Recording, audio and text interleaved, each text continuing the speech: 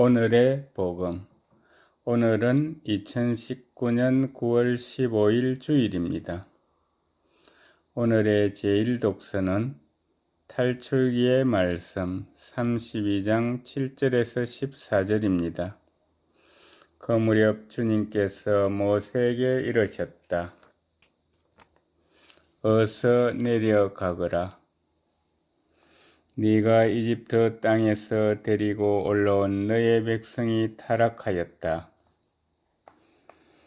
저들은 내가 명령한 길에서 빨리도 벗어나 자기들을 위하여 수송아지 상을 부어 만들어 놓고서는 그것에 절하고 제사 지내며 이스라엘아, 이분이 너를 이집트 땅에서 데리고 올라오신 너의 신이시다 하고 말한다.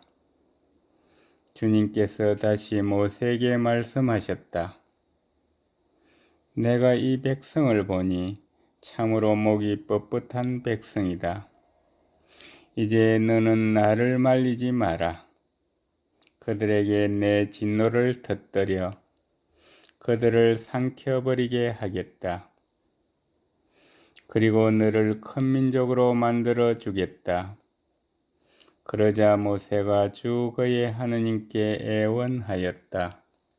주님, 어찌하여 당신께서는 큰 힘과 강한 손으로 이집트 땅에서 이끌어내신 당신의 백성에게 진노를 터뜨리십니까?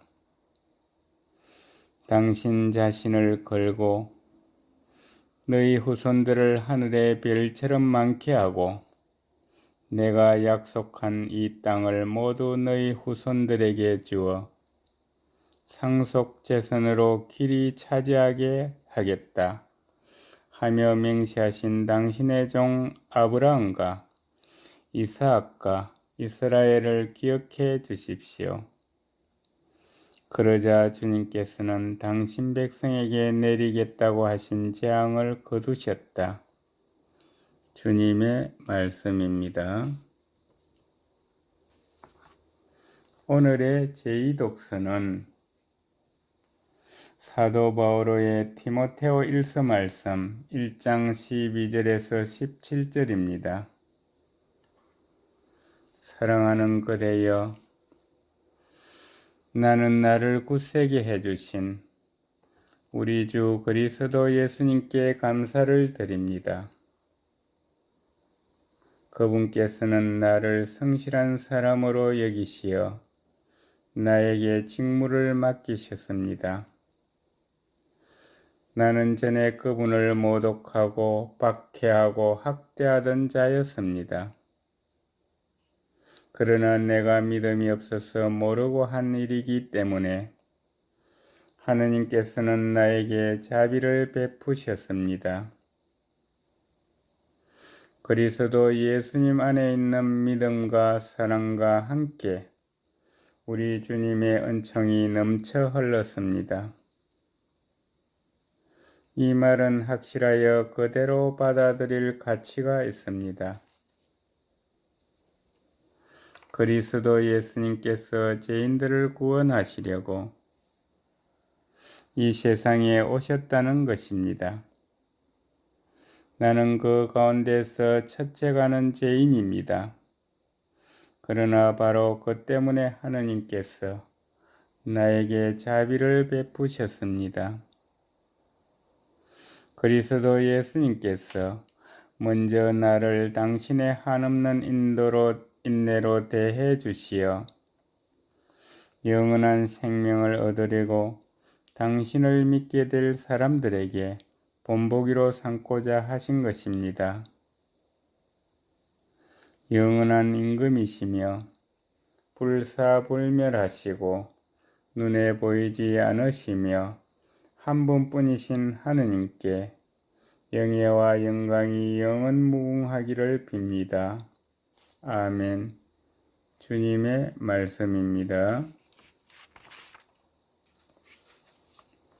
오늘의 복음은 루카가 전한 거룩한 복음 15장 1절에서 32절입니다. 그때 세리들과 죄인들이 모두 예수님의 말씀을 들으려고 가까이 모여들고 있었다.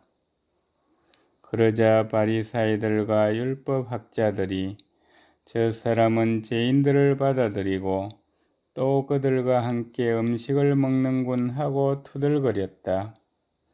예수님께서 그들에게 이 비유를 말씀하셨다. 너희 가운데 어떤 사람이 양 100마리를 가지고 있었는데 그 가운데에서 한 마리를 잃으면 99마리를 광야에 놓아둔 채 잃은 양을 찾을 때까지 뒤쫓아가지 않느냐. 그러다가 양을 찾으면 기뻐하며 어깨에 메고 집으로 가서 친구들과 이웃들을 불러 나와 함께 기뻐해 주십시오. 잃었던 내 양을 찾았습니다. 하고 말한다. 내가 너희에게 말한다.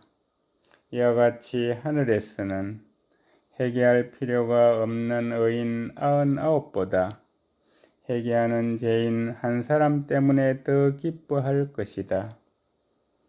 또 어떤 부인이 언전 10잎을 가지고 있었는데 한 잎을 잃으면 등불을 켜고 집안을 쓸며 그것을 찾을 때까지 사사치 뒤지지 않느냐.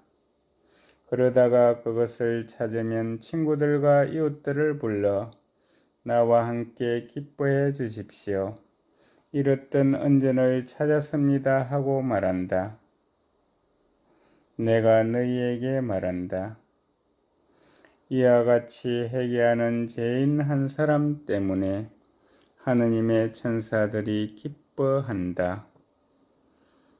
예수님께서 또 말씀하셨다. 어떤 사람에게 아들이 둘 있었다. 그런데 작은 아들이 아버지, 재산 가운데서 저에게 돌아올 몫을 주십시오. 하고 아버지에게 말하였다. 그래서 아버지는 아들들에게 가산을 나누어 주었다. 며칠 뒤에 작은 아들은 자기 것을 모두 챙겨서 먼 고장으로 떠났다. 그러고는 그곳에서 방종한 생활을 하며 자기 재산을 허비하였다. 모든 것을 탕진하였을 즈음 그 고장에 심한 기근이 들어 그가 공궁에 허덕이기 시작하였다. 그래서 그 고장 주민을 찾아가서 매달렸다. 그 주민은 그를 자기 소유의 들로 보내어 돼지를 치게 하였다. 그는 돼지들이 먹는 열매 꼬투리로라도 배를 채우기를 간절히 바랐지만 아무도 주지 않았다. 그제야 제정신이 든 그는 이렇게 말하였다. 내 아버지의 그 많은 폰파리꾼들은 먹을 것이 남아도는데 나는 여기에서 굶어 죽는구나. 일어나 아버지께 가서 이렇게 말씀드려야지. 아버지, 제가 하늘과 아버지께 죄를 지었습니다. 저는 아버지의 아들이라고 불릴 자격이 없습니다. 저를 아버지의 품바리꾼 가운데 하나로 삼아 주십시오. 그리하여 그는 일어나 아버지에게로 갔다. 그가 아직도 멀리 떨어져 있을 때 아버지가 그를 보고 가엾은 마음이 들었다. 그리고 달려가 아들의 목을 껴안고 입을 맞추었다. 아들이 아버지에게 말하였다. 아버지, 제가 하늘과 아버지께 죄를 지었습니다. 저는 아버지의 아들이라고 불릴 자격이 없습니다. 그러나 아버지는 종들에게 일렀다. 어서 가장 좋은 옷을 가져다 입히고 손에 반지를 끼우고 발에 신발을 신겨 주어라. 그리고 살진 송아지를 끌어다가 잡아라. 먹고 즐기자. 나의 이 아들은 죽었다가 다시 살아났고 내가 잃었다가 도로 찾았다. 그리하여 그들은 즐거운 잔치를 벌이기 시작하였다.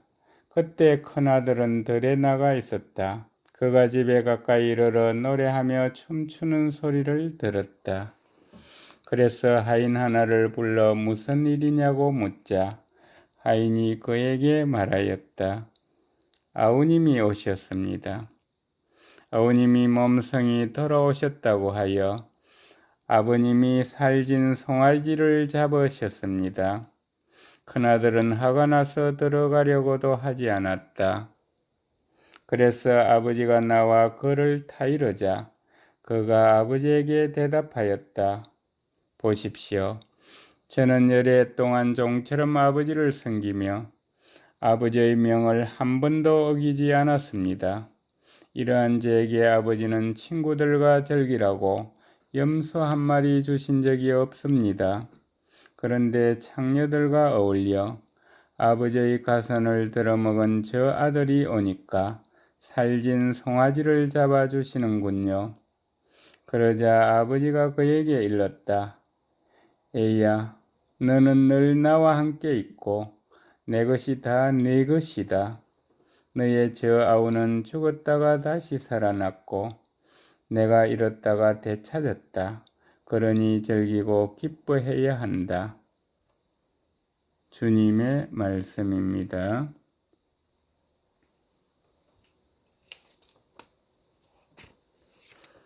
오늘의 묵상은 전삼룡 요셉 신부님께서 해주십니다. 서양의 한 인류학자가 남아프리카 부족의 아이들에게 과자 상자를 보여주며 달리기 경주를 시켜보았습니다. 아이들은 우분투라고 말하며 함께 손을 잡고 걸었습니다.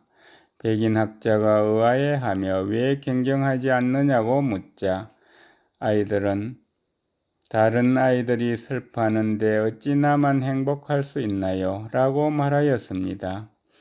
우분투란 아프리카 코사어로 네가 있어 내가 있다 또는 함께 있어 내가 있다라는 뜻입니다. 인간은 이웃과 함께 해야만 행복해질 수 있게 창조되었습니다. 이웃과 경쟁하는 것은 독약을 마시며 건강해지려고 하는 것과 같습니다. 하느님께서 세상에 내려오신 이유는 인간이 행복하지 않으면 당신도 행복할 수 없으시기 때문이었습니다. 아기가 물에 빠져 허우적대는데 혼자 행복할 수 있는 어머니는 없습니다. 오늘 복음은 회개에 대한 예수님의 말씀입니다. 회개란 무엇이 참 행복인지 아는 것입니다.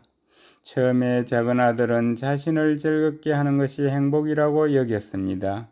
그러나 그것이 고통임을 깨닫고 아버지를 행복하게 하는 것이 곧 자신의 행복임을 알게 되었습니다.